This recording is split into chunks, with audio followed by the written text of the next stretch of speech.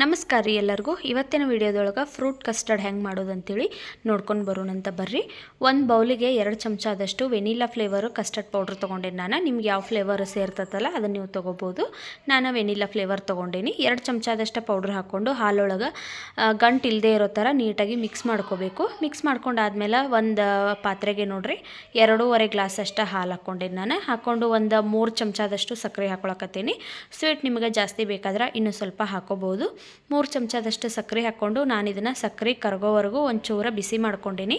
ಬಿಸಿ ಆದಮೇಲೆ ಮಿಕ್ಸ್ ಮಾಡಿ ಇಟ್ಕೊಂಡಿರ್ತೀವಲ್ಲ custard powder ಹಾಲೊಳಗೆ ಅದನ್ನು ಹಾಕ್ಕೊಂಡು ಒಂದು 2 ನಿಮಿಷ ಕುದಿಸ್ಕೋಬೇಕು. ಇದನ್ನು ಆವಾಗ ಒಂಚೂರು ಗಟ್ಟಿ ಆಗ್ತತಿ. ಇದು ಅದನ್ನು ತಣ್ಣಗಾಗಕ್ಕೆ ಬಿಡಬೇಕು. ಕಂಪ್ಲೀಟಾಗಿ ಅದು ತಣ್ಣಗಾದ್ಮೇಲೆ ಅದಕ್ಕೆ ಕಟ್ ಮಾಡಿರುವಂಥ ಫ್ರೂಟ್ಸ್ ಹಾಕ್ಕೋಬೇಕು. ನಾನು ಬಾಳೆಹಣ್ಣು, ಆ್ಯಪಲ್ಲು ಮತ್ತು ದಾಳಿಂಬೆ ಹಾಕ್ಕೊಂಡೀನಿ. ನಿಮಗೆ ಯಾವುದು ಸೇರ್ತತಲ್ಲ ಅದನ್ನು ಹಾಕ್ಕೊಂಡು ಮಿಕ್ಸ್ ಮಾಡಿರ ಫ್ರೂಟ್ ಕಸ್ಟರ್ಡ್ ರೆಡಿ ಆಯ್ತು ನೋಡ್ರಿ.